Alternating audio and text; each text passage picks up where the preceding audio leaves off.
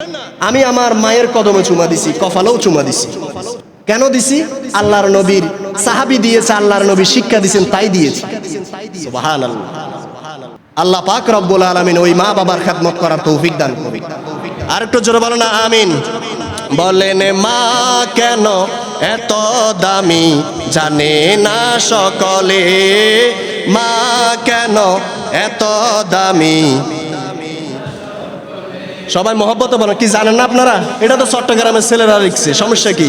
মা কেন এত দামি না সকলে, বলেন মা কেন এত দামি জানে না সকলে। জানতো যদি পড়তো দেখে কোরআন হাদিস খুলে, একটি হজের সওয়াব মিলে, একটি হজের সওয়াব মিলে, মাকে একবার দেখিলে, দেখিলে মা কেন এত দামি সকলে, মা কেন এত দামি।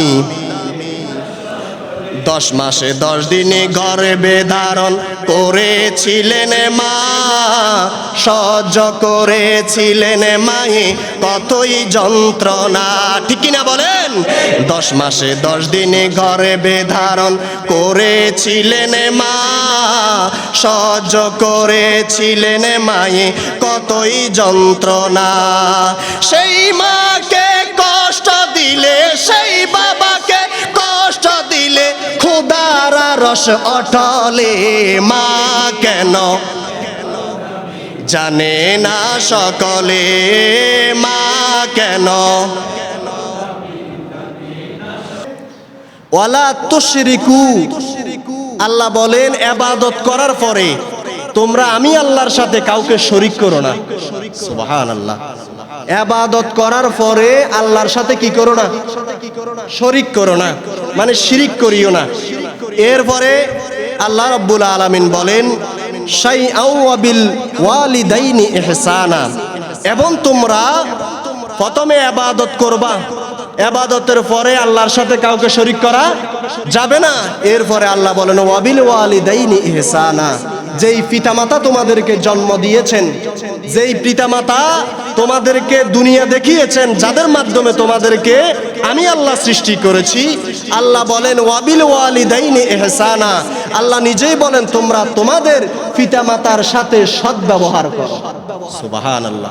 কি ব্যবহার করো? সৎ ব্যবহার করো, ভালো ব্যবহার করো। তাহলে বোঝা গেল প্রথম আল্লাহর ইবাদত, তারপর আল্লাহর সাথে কাউকে শরীক করা যাবে না। এরপরে আল্লাহ বলেন তোমরা তোমাদের পিতা মাতার সাথে ভালো ব্যবহার করো। সুবহানাল্লাহ। পিতা মাতার অধিকার 3টা। কয়টা? একটু কথা বলো না, কয়টা? 3টা। 1 নাম্বার হলো পিতা মাতার আনুগত্য হওয়া। পিতা মাতার কি হওয়া? আনুগত্য হওয়া। আনুগত্য মানে পিতা মাতা যা তোমাদেরকে আদেশ দেয়, যা তোমাদেরকে আদেশ দেয় তা পালন করা, যদি শরীয়ত সম্মত হয়। যদি শরীয়ত সম্মত হয় তাহলে পিতা মাতা যেটা কি দেয়, আদেশ দেয়, সেটা পালন করা। এরপরে আবার বলা হচ্ছে তোমরা পিতা মাতার সাথে ভালো ব্যবহার করা। পিতা মাতার সাথে ভালো ব্যবহার করা বলছিলাম কয়টা? 3টা। 1 নাম্বার হলো পিতা মাতার কথা শোনা, তথা মা বাবার কথা শোনা, তারা যেভাবে চলতে বলে সেভাবে চলা, তাদের আদেশ নিষেধ সবগুলা মেনে চলা। এরপরে বলতেছেন তাদের সাথে ভালো ব্যবহার করা। সুবহানাল্লাহ। এদের সাথে কি ব্যবহার করা? ভালো ব্যবহার করা। এরপরে বলতেছেন তাদের সাথে তোমরা ভালো ব্যবহার করার পরে তোমরা তাদের সেবা যত্ন করা। সুবহানাল্লাহ। কি করা? সেবা করা, যত্ন নেওয়া। তারা বুড়ো হয়ে গেছে, তাদের সাথে খারাপ ব্যবহার করা যাবে না। তারা এখন ভালো কিছু খাইতে চাইবে, আপনি এনে খাওয়াবেন। তারা রোগী হবে, তাদের সেবা করবেন, চিকিৎসা করবেন, তারা কোনো মতে যেন উফফি ওয়ালা তানহারহুমা কওলান কারীমা।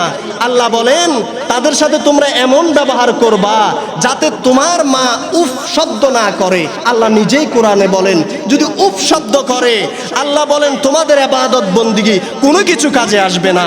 সুবহানাল্লাহ। তাহলে বোঝা গেল আপনার ইবাদত বন্দেগী কাজে আনতে হলে আপনি মা বাবার সাথে খারাপ আচরণ করা, কথা বলো না, খারাপ আচরণ করা যাবে না। তাদের সাথে সৎ ব্যবহার করতে হবে, তাদের সেবা যত্ন করতে হবে, তাদের কথা মতো আপনি চলতে হবে। যেটা শরীয়ত সম্মত, যেটা ভালো কথা সেটা আপনাকে মানতে হবে। আর এই বিষয়ে আল্লাহ সুবহানাহু ওয়া তাআলা পবিত্র কালামুল্লাহ শরীফের মধ্যে বলেন যেমনি ভাবে নামাজ পড়া ফরজ, নামাজ পড়া কি, কথা বল না কি ফরজ, তেমনি ভাবে মা বাবার খেদমত করা, মা বাবার সাথে সৎ আচরণ করা, মা বাবার সেবা করাও ফরজ। তাদের সাথে সৎ ব্যবহার করা, তাদের সাথে ভালো আচরণ দেওয়া, তাদের সেবা যত্ন করা কি ফরজ, বলো না কি ফরজ। আর তাদের কথা না শোনা, তাদের অবাধ্য হওয়া, তাদের খেদমত না করা হারাম, তাদের অবাধ্য হওয়া কি হারাম। তাহলে তাদের সেবা যত্ন করতে হবে, তাদের সাথে সৎ ব্যবহার করতে হবে, তাদের কথা মতো আপনি চলতে হবে। আল্লাহ পাক রব্বুল আলামিন আমাদের সবাইকে মা বাবার খেদমত করার তৌফিক দান করুন। আর একটু জোরে বলেন না আমিন। দেখেন এই মা বাবা সম্পর্কে আল্লাহর নবী সাল্লাল্লাহু আলাইহি ওয়াসাল্লাম খুব মন খারাপ করে একটা হাদিস শরীফ বলেছেন উম্মতের জন্য তথা আমাদের জন্য। আল্লাহর নবী সাল্লাল্লাহু আলাইহি ওয়াসাল্লাম তিনবার আফসোস করছেন। কয়বার? তিনবার আফসোস করার পরে সাহাবায়ে কেরাম বলে ইয়া রাসূলুল্লাহ আপনি আফসোস করতেছেন কেন, দুঃখ প্রকাশ করতেছেন কেন, আপনি হতাশ হচ্ছেন কেন, বলেন না আমাদেরকে। আল্লাহর নবী বলেন তার জন্য আমি আফসোস করি যার পিতামাতা দুনিয়াতে বেঁচে আছে, পিতামাতা দুনিয়াতে বেঁচে আছে কিন্তু পিতামাতার মা বাবার খেদমত করে দুনিয়া থেকে সে জান্নাতি হতে পারে নাই, ওই উম্মতের জন্য আমার আফসোস। আল্লাহু আকবার। দেখেন আল্লাহর নবী কত আফসোস করে বলতেছেন। তাহলে বুঝা গেল মা বাবার খেদমত করলে, বাবা মার খেদমত করলে দুনিয়া থেকে জান্নাতি হওয়া যায়। আর জোরে বলেন না সুবহানাল্লাহ। মা বাবার খেদমত করলে দুনিয়া থেকে কি হওয়া যায়? জান্নাতি হওয়া যায়। আল জান্নাতু তাহতা আকদামুল উম্মাহা। আল্লাহর নবী বলেন তোমার মায়ের কদমের নিচে আল্লাহর জান্নাত রয়েছে। তাহলে মায়ের কদমের নিচে কি আছে? জান্নাত আছে। ওই মা ওই বাবাকে যদি আপনি কষ্ট দেন আল্লাহ রাব্বুল আলামিনের জান্নাতের আশা করা যাবে? দেখেন আল্লাহর নবীর কাছে একজন সাহাবী আসলেন, এটা আমি অন্য জুমায় বলেছিলাম। আল্লাহর নবীর কাছে একজন সাহাবী এসে বলতেছে ইয়া রাসূলুল্লাহ আমি একটা মান্নত করেছি, ওই মান্নতটা হলো যদি আমার এই কাজটা হয়, একটা কাজ হলে আমি নিয়ত করেছি, মান্নত করেছি, ওয়াদাবদ্ধ হয়েছে আল্লাহর সাথে, আল্লাহর জান্নাতের উপরের চৌকাঠে চুমা দিব এবং জান্নাতের নিচের চৌকাঠে চুমা দিব। আমি মনে করেছিলাম এই কাজটা হবে না। সাহাবী বলতেছে ইয়া রাসূলুল্লাহ আমি মনে করেছি এই কাজ হবে না।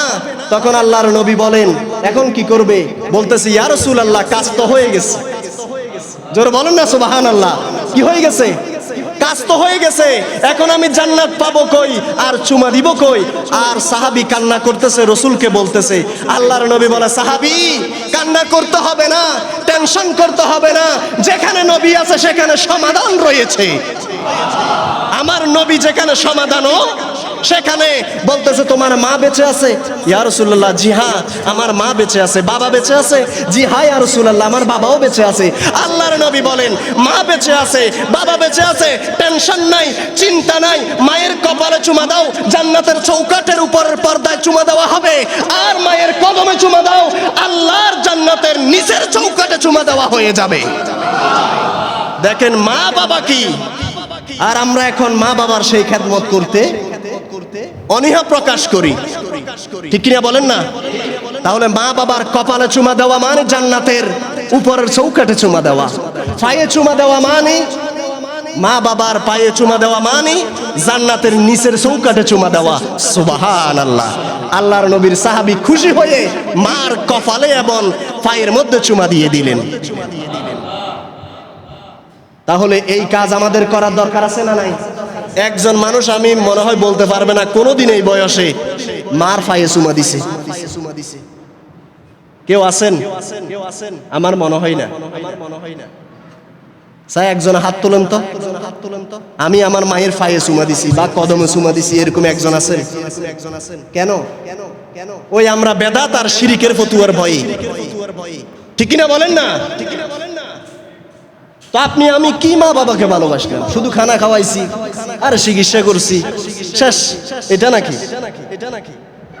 মা বাবার সাথে সৎ ব্যবহার করেন, খেদমত করতে হবে, সৎ ব্যবহার করতে হবে, মহাব্বত করতে হবে, ঠিক কিনা বলেন না?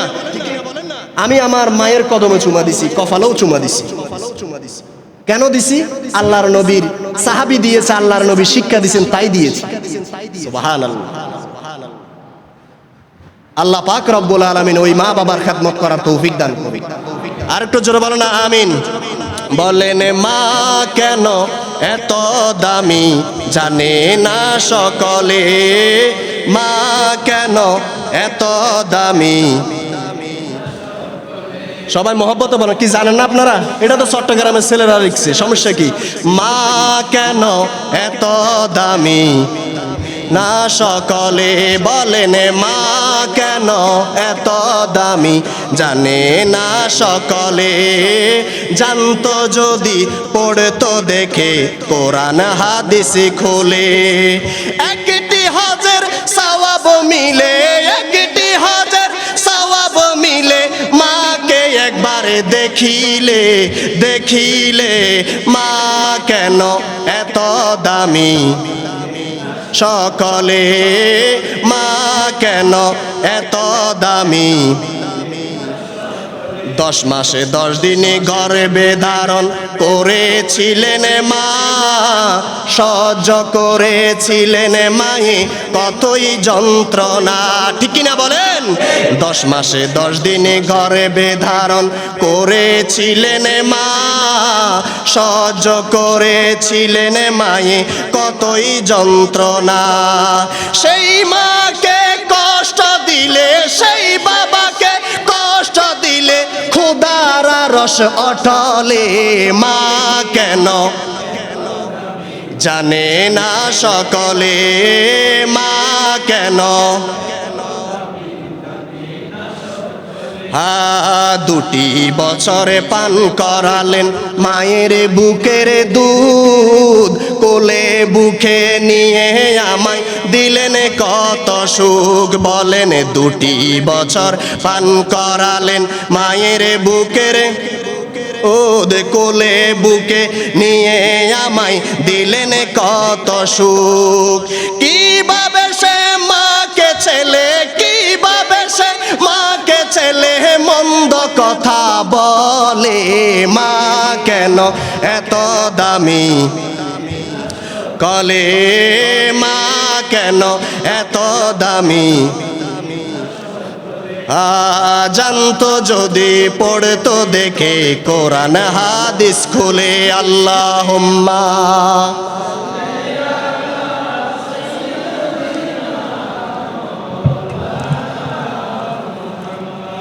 ওয়া আলা আলি সাইয়্যিদিনা। বাবাকে তোমরা কাবা মানিও, মদিনা মানিও, মাকে যদি গো তারা বেঁচে থাকে। সুবহানাল্লাহ। নবী বলেন বাবাকে তোমরা কাবা মানিও, মদিনা মানিও, মাকে যদি গো তারা বেঁচে থাকে। নবী বলেন আমি সেবা করি নাই, করিতে পারি নাই, সেবা করি নাই, করিতে পারি নাই, সেবা করিও আমার উম্মত। সেবা করিও আমার উম্মত। আল্লাহুম্মা